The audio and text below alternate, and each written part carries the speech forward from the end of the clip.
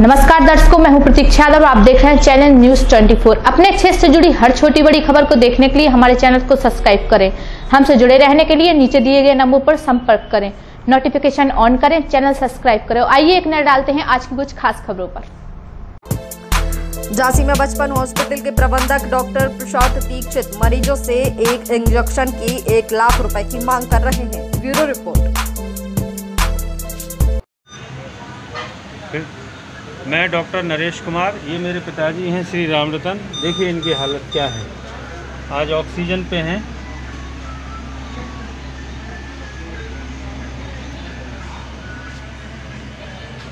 ये इनकी हालत डॉक्टर प्रशांत दीक्षित ने की है।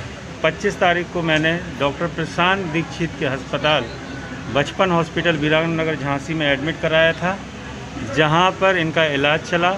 स्टार्टिंग में डॉक्टर प्रशांत ने बहुत पैसा लिया एडमिट करने के नाम पर, जिसका कोई भी बिल नहीं दिया। इसके बाद 27 तारीख को उन्होंने कहा मुझसे कि इनको 6 रेमडेसिविर की ज़रूरत है, जो मैंने 27 तारीख को 2 उनको उपलब्ध कराई और मैंने कहा एक एक करके उपलब्ध कराऊंगा आपको। 28 तारीख को डॉक्टर को मैंने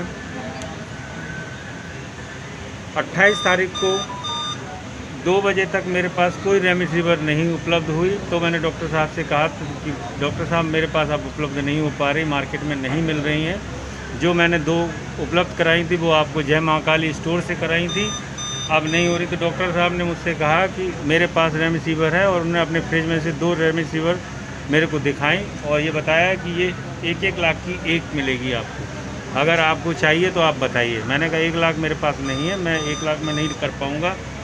तो उन्होंने कहा कि आप अपने पेशेंट को ले जाइए यहाँ से। मैंने कहा मैं आपको कहीं ना कहीं से इंतज़ाम करके लाता हूँ।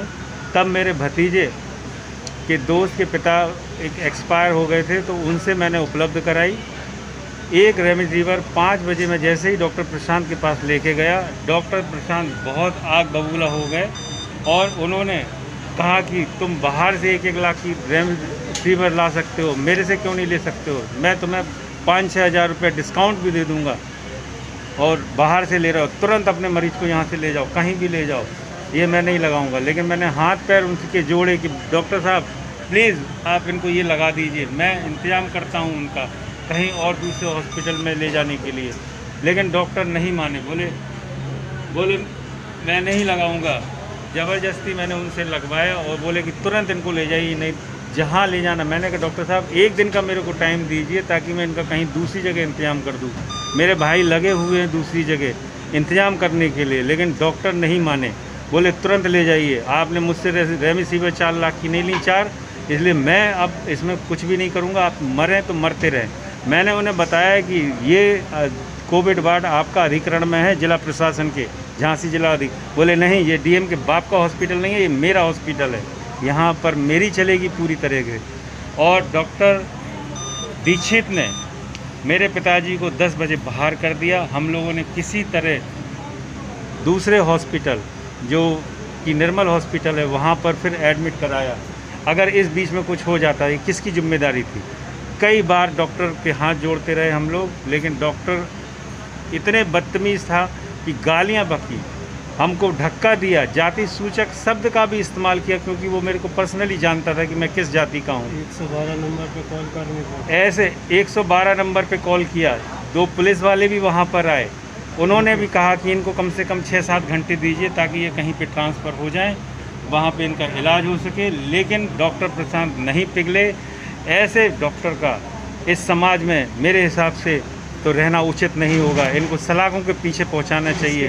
देखिए जो कांस्टेबल आए थे नायक, अगर और उनके हॉस्पिटल की रिकॉर्डिंग अगर मांगी जाए तो पूरी की पूरी उसमें प्रक्रिया वहां पर आ जाएगी। डॉक्टर दीक्षित का क्या बिहेवियर है अपने पेशेंट के लिए, वो केवल पैसा और गाली बक रहे, केवल पैसे के लिए जी रहा है। वहाँ जितने भी मरीज़ थे सारे के सारे से पैसे, और जो बिल ले रहे हैं डॉक्टर साहब का, जो बिल बता रहा हूँ मैं आपको कि कैसा बिल देते हैं। डॉक्टर साहब का ये बिल है, ये देखिए, ये डॉक्टर साहब का बिल है। केवल कैश मेमो, ना सिग्नेचर ना डेट, केवल पैसा चाहिए उनको मैंने 2 लाख रुपए दिए, 2 लाख रुपए दिए। ये उनका बिल है डॉक्टर का, ये उनकी जांचों के बिल हैं।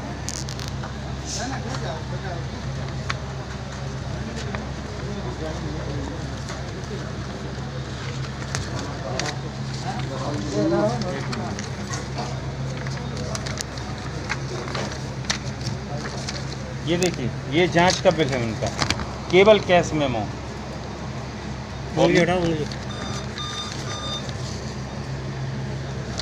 मेरे द्वारा उनको 2 लाख रुपए उपलब्ध कराए गए, जिनका उन्होंने बिल नहीं दिया।